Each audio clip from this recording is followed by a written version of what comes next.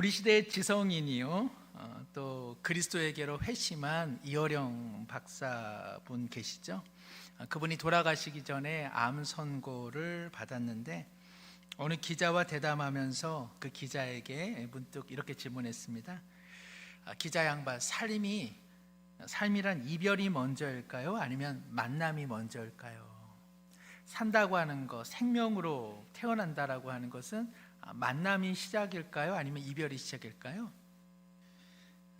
우리가 생각하기에 사실은 만나는 거죠, 그렇죠? 그런데 이어령 박사는 생명은 이별부터 시작되더라, 그렇게 이야기를 했습니다. 왜냐하면 이 세상에 나올 때 엄마의 몸과 이별하기 때문에, 그러니까 이 세상에 우리가 딱 등장하는 순간부터 실은 더 따스하고 더 포근한 엄마의 몸 속에서 4cm도 안 되는 그 틈을 비집고 나와 정말 목숨을 건 모험 끝에 세상에 나온 것, 그 자체가 실은 엄마의 몸과의 이별부터 생명은 시작되더라, 그렇게 이야기를 했습니다. 그러면서 이어령 박사는 삶이라고 하는 것은 결국 끊임없는 헤어짐의 연속이더라. 그 자신이 사랑하는 그 딸을 앞서 보내지 않았습니까? 그래서 이어령 박사는 산다는 것은 끊임없는 헤어짐의 연속이고, 그래서 결국 죽음이라고 하는 마지막 헤어짐을 경험한다, 그렇게 설명을 했습니다. 그때 기자가 묻습니다. 왜 박사님, 인생은 그렇게 헤어질 수밖에 없는 걸까요? 라고 하는 이야기에 이어령 박사가 그런 이야기를 했습니다. 자신이 6살 때, 지금도 잊혀지지 않는 순간이 하나 있는데 홀로 굴렁쇠를 굴리면서 보리밭을 걸어갔다는 것이죠. 그 우리 88 올림픽 때 그 오동통한 조그만 아이 하나가 나와서 굴렁쇠 굴린 거 다 기억하시죠? 그 기획을 누가 하셨는지도 아시죠? 이어령 박사가 그 기획을 했던 것이죠. 자신의 유년 시절을 떠올리면서 기획을 했던 것이죠. 이어령 박사는 자신이 홀로 굴렁쇠를 보리밭길 속에서 이렇게 굴리며 가는데, 그날 화사한 햇볕이 자기의 머리를 쬐고 있었다고 합니다. 그 대낮의 정적 속에서 6살짜리 소년 이어령은 눈물을 흘렸다고 합니다. 언젠가 이 굴렁쇠가 멈추어지듯 내 삶도 언젠가는 멈추어지겠다, 그런 생각을 6살짜리, 그러니까 난 사람은 난 사람이죠. 그러면서 유년 때부터 조금씩 자각했던 그 죽음과 이별에 대한 이야기, 그것이 자신의 그 글쓰기에 상당한 주요 내용이 되었다, 그런 이야기를 했습니다. 우리 모두가 죽음을 의식하며 살아갑니다. 그러나 우리 기독교인들에게 죽음은 결코 비극의 이야기는 아니죠. 왜냐하면 우리는 돌아갈, 그리고 우리를 맞이하시는 하나님의 품이 있기 때문에 그렇습니다. 경건한 믿음의 가정에서 자녀를 먼저 보낸 한 아버지가 사랑하는 자녀의 그 장례식장에서 이렇게 말을 합니다. 제 아들은 평소에도 이 늙은 애비와 무슨 경기를 한다, 무슨 게임을 한다, 시합을 할 때 이 지 애비마저 이기지 않으면 견디지 못하고 이겨야만 직성이 풀리는 아이였는데, 하나님께 가는 것도 이 애비를 앞질러 버렸습니다, 그렇게 이야기하더라는 것이죠. 실은 얼마나 슬프고 얼마나 고통 가운데 있었겠습니까? 그러나 하나님께서 맞아주시는 그 은혜가 있기 때문에 이러한 슬픔 중에도 이러한 말을 할 수 있었던 것이죠. 오래전 배우 김혜자 씨가 선전한 다시다 선전 혹시 기억나세요? 이렇게 겨울 들녘에 이렇게 그 남편과 아이가 놀고 있습니다. 김혜자 씨가 이제 엄마로 분을 해가지고 된장찌개를 끓이면서 그 돌담벼락에서 뭐라고 외칩니까? 영수야, 그렇죠? 밥 먹으라고 된장찌개 끓여놨다고. 그러면서 한 수저 뜨시면서 김혜자 씨가 뭐라고 얘기합니까? 바로 이 맛이야, 그렇죠? 이거 뭐 기억 하나도 안 나시는군요. 다 신세대라서 늦은 삶의 저녁, 돌아갈 집이 있고 맞이해 줄 품이 있을 때 인생의 그 서산의 노을이 진다 할지라도 우리의 죽음은 결코 비극이 아닌 것이죠. 우리는 다시 하나님께로 돌아가기 때문에 그렇습니다. 저는 이런 생각을 합니다. 우리가 사는 이별은 이별로 가득 찼다. 멋있는 말을 했지만 아무도 감동하지 않는 것 같아서 한 번 더. 우리가 사는 이 별은 뭘로 가득 찼다? 이별로 가득 찼다. 다음부터는 안 하겠습니다, 이런 거. 네. 우리가 사는 우리의 삶에는 이별로 시작해서 이별 가득한 삶이 가득할지라도 정말 하나님께서 우리를 불러주시는 날에는 더 이상 뭐가 없어요? 이별은 없는 거죠. 그렇죠? 이별은 없는 겁니다. 그래서 이것을 확인할 수 있는 것이 오늘 본문의 말씀이죠. 15장 5절에 보면 또 2일 후에 여러 가지 재앙과 여러 가지 혼돈 속에서 하나님께서 천사들을 통해 사도 요한으로 하여금 보게 하고 있는 그 하늘에는 어떠한 광경이 지금 펼쳐지고 있습니까? 증거 장막. 여기 증거 장막이라고 하는 것은 이단들이 많이 사용하는 말이죠. 뭐 증거 장막이니 하여튼 좋은 거는 다 그냥 2단, 3단들이 다 갖다 써가지고 여기서 증거 장막이라고 하는 것은 바로 언약궤를 의미합니다. 이 법궤, 언약궤 안에는 10계명 돌판이 있는데 그것이 바로 증거의 말씀을 의미하기 때문에 법궤, 언약궤를 증거궤라고도 하는데요. 바로 그 성전에 바로 언약궤가 안치되어 있는 성전이 활짝 열려져 있다라고 오늘 성경은 말씀하고 있죠. 그러니까는 비록 하나님의 심판 그리고 시대의 혼란함 속에 정말 하나님께서 우리를 향한 문조차 닫는 것은 아닌가 싶을 때에 하나님께서는 믿음의 공동체, 초대교회의 공동체, 그 핍박당하고 박해받으면서 인내와 그리고 주의 말씀으로 지켜가는 그들을 향해서 하나님께서 뭐라고 말씀해 주시는 겁니까? 나의 품은 열려 있다. 너희를 향한 그 성전은 열려 있다고 오늘 주님은 말씀해 주고 계시는 것이죠. 이 사실을 사도 요한이 고통받는 초대교회 공동체에 알려주었을 때 그 교회들은 얼마나 힘이 났겠습니까? 그렇죠? 코로나19 때 교회 문들이 다 닫혀져 있었잖아요. 그때 이거 쓸쓸함, 그때 그 막막함, 그렇죠? 교회라고 하는 것은 언제나 내가 드나들 수 있는 주님의 품이라고 생각했는데 뭐 어쨌든 전염병으로 인해서 또 국민의 안전을 위해서 또 어떤 국가의 시책에 의해서 어쨌든 간에 교회 문이 닫혔을 때의 그 막막함들을 기억한다면 하늘의 성전 문이 열려 있다라고 하는 것은 얼마나 위로가 되었겠습니까? 그러나 역으로 생각하면 인생이 고단하고 그래서 오직 하나님 나라를 바라보는데 그 문이 만약에 닫혀져 있더라. 사도 요한이 보았는데 하늘 문이 정말 철문인데 누구도 열지를 못하고 그 앞에서 들어가려고 누구나 애를 쓰고 있지만 그 문이 닫혀져 있더라라고 우리 믿음의 공동체에 보고했다면 아마 초대교회 교인들은 버틸 수 있었을까요? 버티지 못했겠죠. 다 변절하고 그리고 다 믿음의 공동체를 떠날 수밖에 없었을 것입니다. 우리 사방이 막혀 있을 때에도 돌아갈 하나님의 품 그리고 우리를 맞이해 주시는 하나님의 은혜의 문들은 항상 열려 있다는 것을 우리 꼭 기억하기를 소망합니다. 오늘 설교 끝난 다음에 찬송가 492장 잠시 세상을 내가 살면서 항상 찬송 부르다가 날이 저물어 오라 하시면 영광 중에 나가리라. 무슨 문이라고 되어 있죠? 아시죠? 열린 천국문. 내가 들어가 세상 짐 내려놓고 빛남 연료관 쓰고 주와 함께 영원히 살겠노라. 히브리서 11장 16절에 하나님께서 이러한 비전을 믿음의 사람들에게 보여주시죠. 우리 함께 한번 읽겠습니다. 히브리서 11장 16절입니다. 그들이 이제는 더 나은 본향을 사모하니 곧 하늘에 있는 것이라. 이러므로 하나님이 그들의 하나님이라 일컬음 받으심을 부끄러워하지 아니하시고 그들을 위하여 한 성을 예비하셨느니라. 아멘.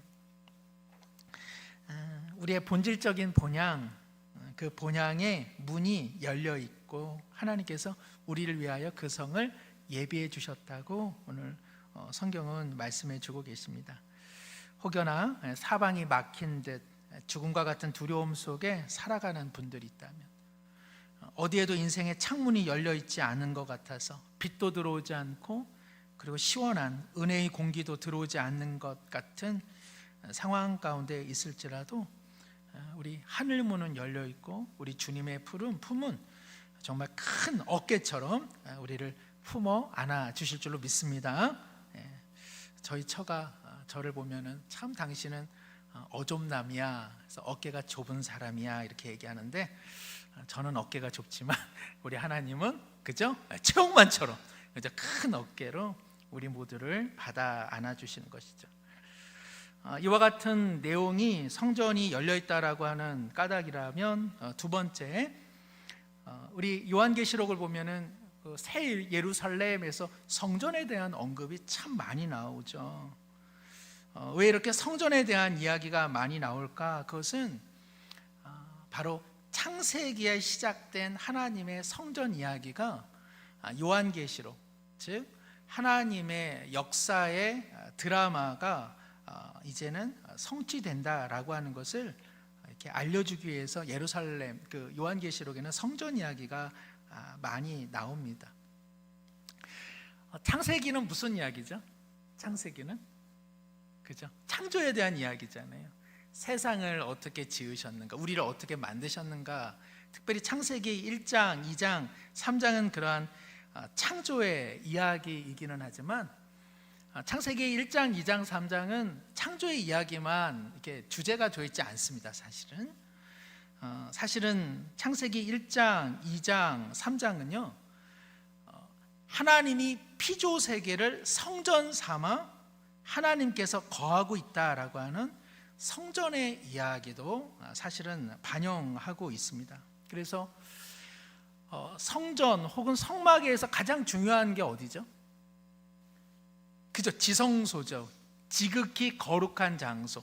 성소가 있는데 성소의 안에 있다, 그래서 내성소라고 말할 정도로 가장 지극히 거룩한 장소가 지성소이죠. 그런 의미로 보면 그 에덴 동산은 지성소라고 할 수 있습니다. 그리고 아담은 그렇다면 누구라고 할 수 있을까요? 제사장. 하나님께서 아담을 지으셨다라고 하는 것은 바로 에덴이라고 하는 지극히 거룩한 곳에서 하나님의 영광을 드러내는, 또 세상 가운데 하나님을 나타내는 제사장으로 아담을 지으셨다, 그런 의미를 갖고 있는 것이죠. 그래서 창세기에서 시작된 성전의 이야기가 그러나 어떻게 됩니까? 인간의 타락 그리고 사단의 교만으로 인해서 사실은 그 지성소가 어떤 면에서는 상실되어 버렸죠. 그러나 하나님께서는 완전한 성전을 성취하시고자 어떠한 그런 그 암시적인 그 성전의 모습들을 이렇게 그 구약과 신약 가운데 계속 던져주고 있죠. 그런 것들이 어떤 거죠? 광야 시대의 성막, 그렇죠? 솔로몬 시대의 성전, 그렇죠? 그리고 예수 그리스도께서 오셨을 때 내가 참 성전이다. 그리고 예수님이 십자가에서 죽으시고 부활하신 후에 성령을 보내주셔서 성령이 내주하는 인생들마다 또 성전이다. 이 모든 내용이 어디를 향해서 나가는 겁니까? 요한계시록에 하나님 나라에서 완성되는 성전 이야기로 그 드라마의 마침표가 찍어지는 것이죠. 그래서 하나 좀 예를 들어보면요, 창세기 3장 8절에는 하나님께서 그 동산에 거니셨다, 그래서 그들과 함께 하고 계시는 하나님의 모습을 나타내고 있는데요, 이 모습은 더 발전되어서 요한계시록 21장 3절에는요 바로 이 성전에 어떻게 하나님이 거하시는가를 이렇게 말씀하고 있습니다. 우리 한번 21장 3절 함께 한번 읽겠습니다.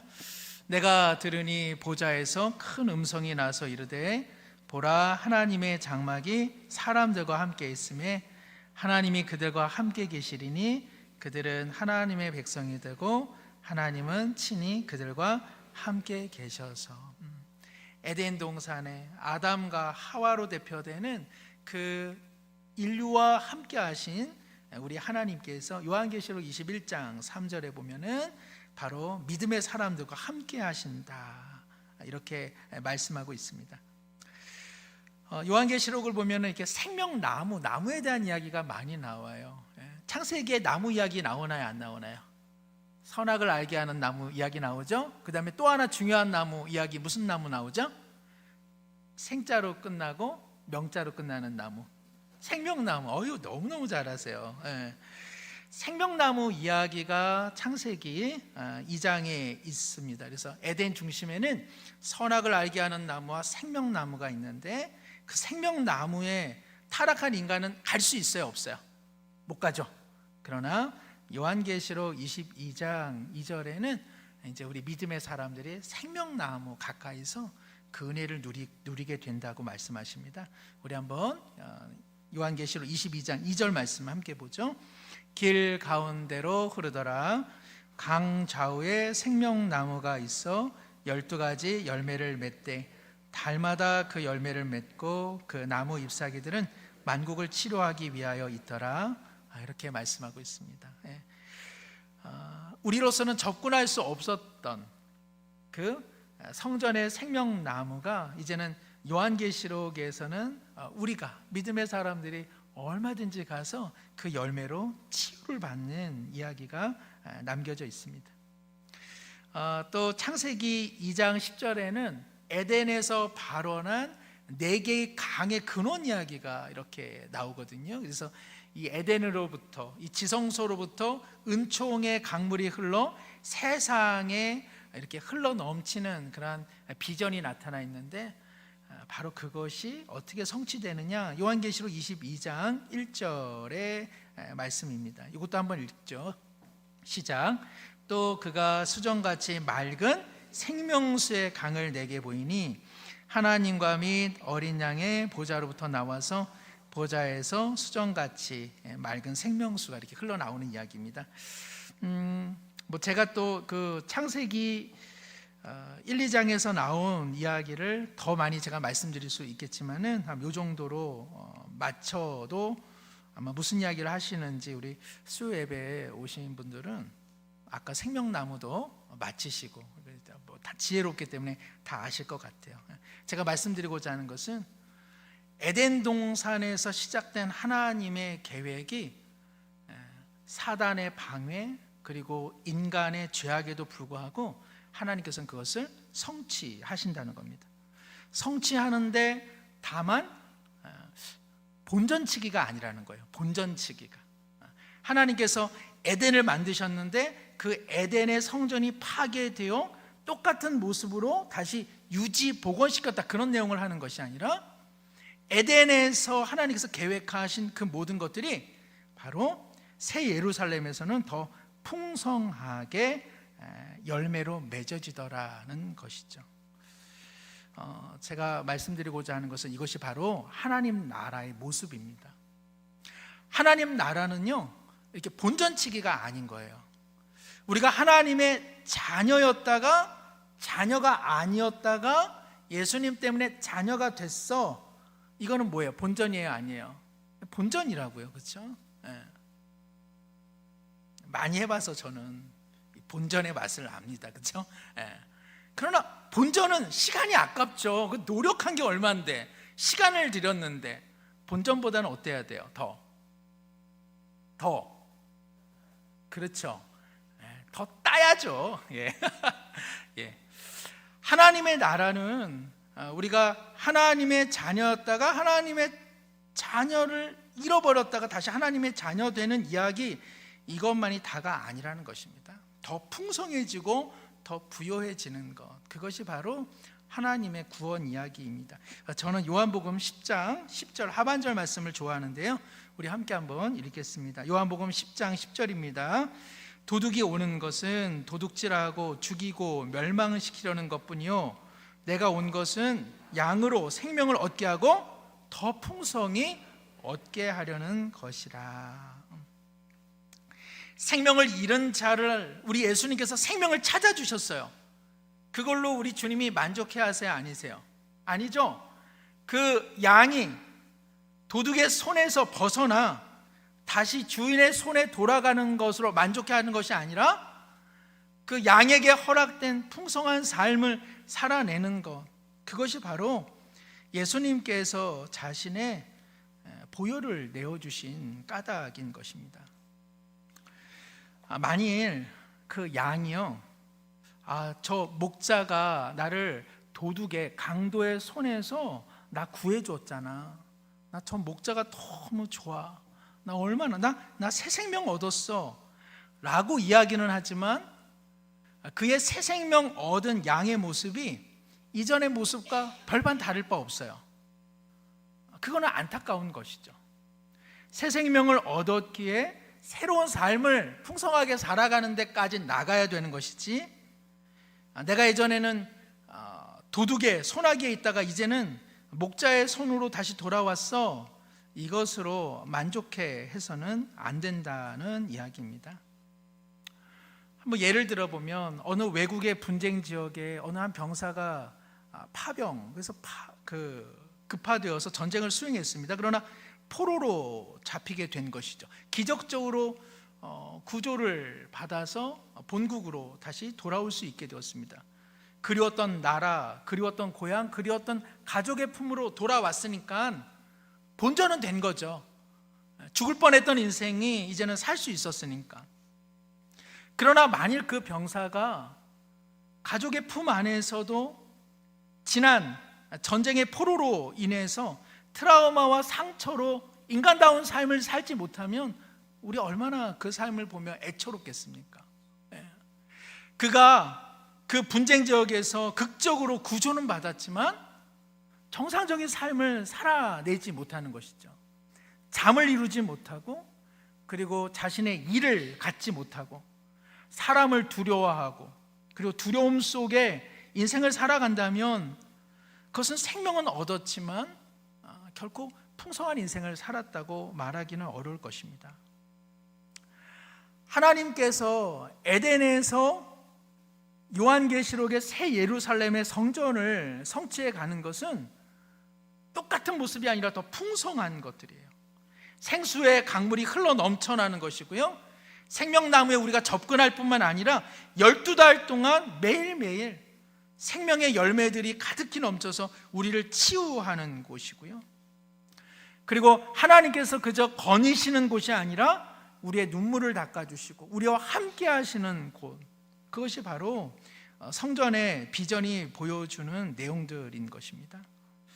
제가 어느 한 분의 이야기를 들었습니다. 그 가정 가운데 어떤 한 분이 너무 그 가정을 힘들게 했더라는 것이죠.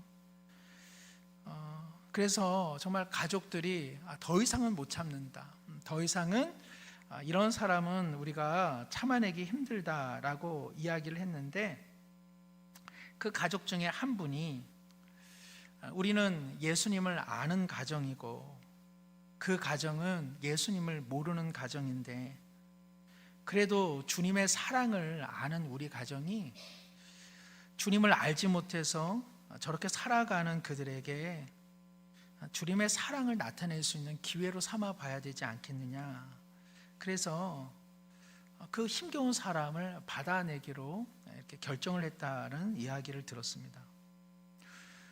참 쉽지 않은데 참 대단하다, 그런 생각을 하게 되었습니다. 저도 사실은 그런 조금 모종의 아픔이 있고, 저 역시 용서하기는 어렵다, 그런 생각을 했는데, 제가 그 이야기를 들으면서 더는 만날 수 없는 분이기는 하지만 우리 가족도 마음으로 용서해야 되겠다라는 생각을 했습니다. 풍성한 것이죠. 오늘 주님께서 나는 양으로 생명을 얻게 하고 그리고 그 양이 풍성한 삶을 살게 한다라고 하는데 그 말씀의 내용이라고 하는 것은 예수님의 사랑과 십자가가 우리의 인생을 더 꽃피우는 것이죠. 우리 그 막내 아이가 학교에서 토마토를 이렇게 그 씨앗을 이제 심어가지고 어느 정도 키웠습니다. 거의 죽어가는 것 같았는데 그거를 집에 가져와 가지고 살려냈어요. 그런데 아이들에게 물어보니까 다른 아이들의 토마토 줄기에서는 빨간 토마토가 열렸대요.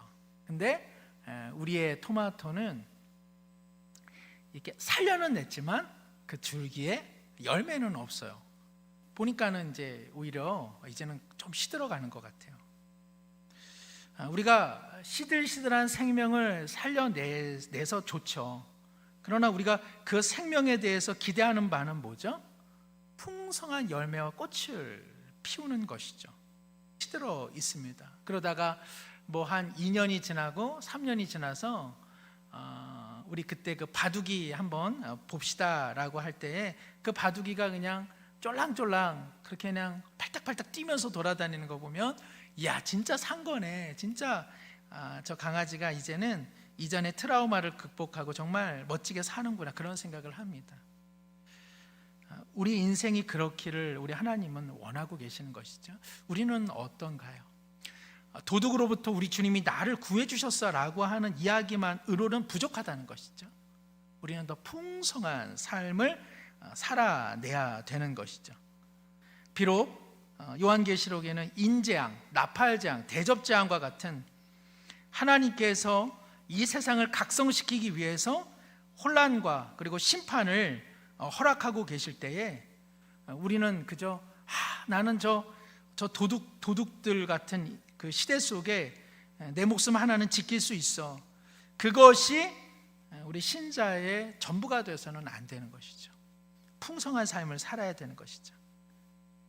보다 나눔의 삶, 배려의 삶, 용서의 삶, 섬김의 삶, 낮아짐의 삶, 안아줌의 삶, 온갖 좋은 삶을 살아가도록 하는 것, 그것이 바로 성전이 열린 그 환상을 하나님께서 보여주시는 내용이라고 할 수 있습니다. 끝으로 한 가지 더 말씀드리면 요한계시록에 왕노릇한다, 제사장이 된다 이런 표현이 있습니다. 같은 뜻입니다. 왕이 된다, 제사장이 된다라고 하는 것은 이거 같은 뜻인데요. 오늘 말씀 보면 6절에 보면 이 성전이 열릴 때 7장을 가진 7천사의 복장, 그 복장이 어떤 복장이냐면 맑고 빛난 세마포 옷을 입고 가슴에 금띠를 띄었다 이렇게 되어 있습니다. 맑고 빛난 세마포 옷을 입고 가슴에 금띠를 띠고 있다라고 하는 것은 바로 제사장을 의미합니다. 요한계시록에서 성전에서 섬기는 이들은 바로 이 제사장의 신분이 회복된 사람들입니다. 제가 앞서 말씀드린 것처럼 아담은 우리 인류의 첫 조상일 뿐만 아니라 하나님께서 그를 지으신 목적이 세상과 하나님 사이에 다리를 놓는 자로 하나님께서 아담을 지으셨다는 것이죠. 바로 이것이 우리의 존재 목적입니다. 우리는 하나님 예수 그리스도를 통해서 하나님 앞에 나가는 존재가 되었을 뿐만 아니라 하나님을 알지 못하는 또 하나님께 나가지 못하는 사람들을 위해 제사장이 되어야 하는 것이죠.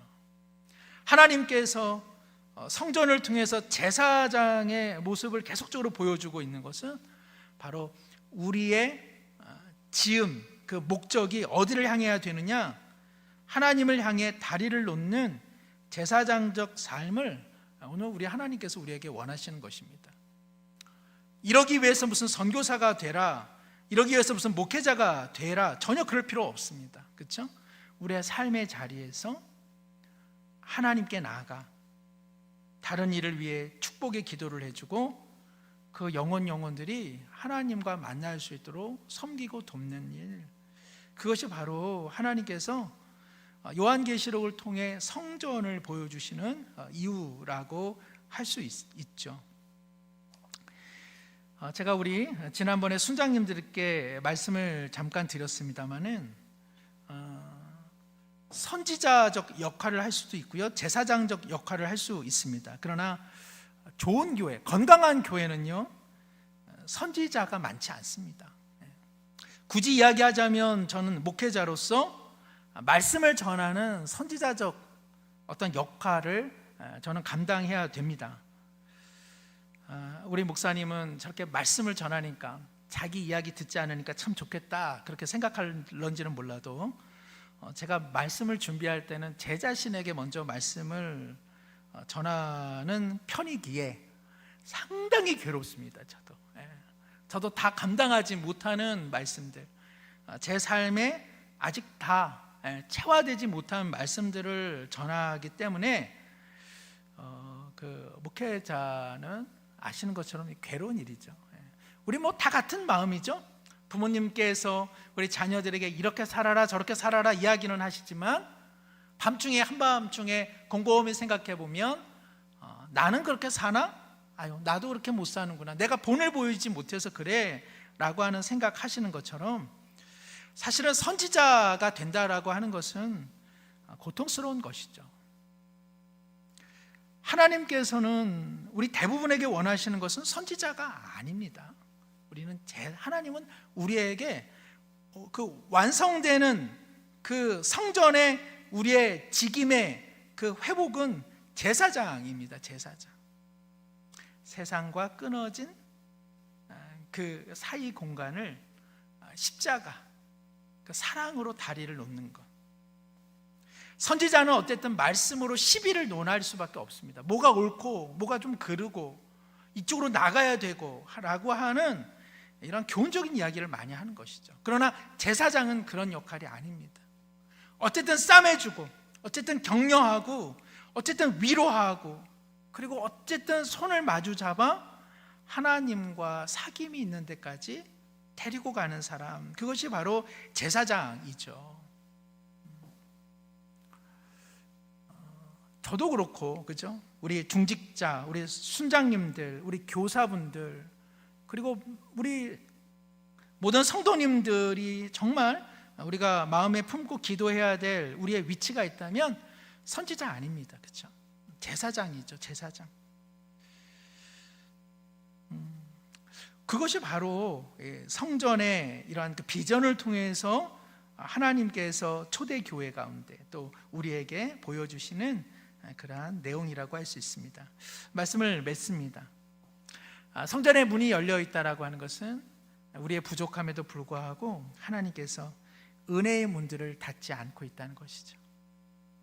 때로는 세상에 심판과 재앙이 있을지라도 하나님께서 영적인 14만 4천 하나님 그리고 어린 양을 따르는 그 믿음의 백성들을 향해서 항상 하나님은 성전의 문을 열고 계시다는 것입니다. 우리 모두는 돌아갈 품이 있고요, 하나님께서 우리를 안아주십니다. 그래서 우리의 삶은 구원받았어가 다가 아니라 풍성한 삶으로 나가야 되는 것이죠. 용서하고 이해하고 내어주고 자신을 낮추고 품어주는 삶, 그게 잘 안 되면 기도하는 것이죠. 더 하나님을 의지하게 되는 것이죠. 그래서 우리의 삶이 다만 에덴의 삶이 아니라 더 풍성한 예루살렘의 그 성전을 향해서 우리 모두 제사장적 삶을 살아갈 수 있도록 은혜 주시기를 원합니다. 이 은혜를 주실 하나님의 마음은 항상 열려 있습니다. 이 시간에 우리 오늘 주신 말씀 붙잡고 함께 한번 기도하겠습니다.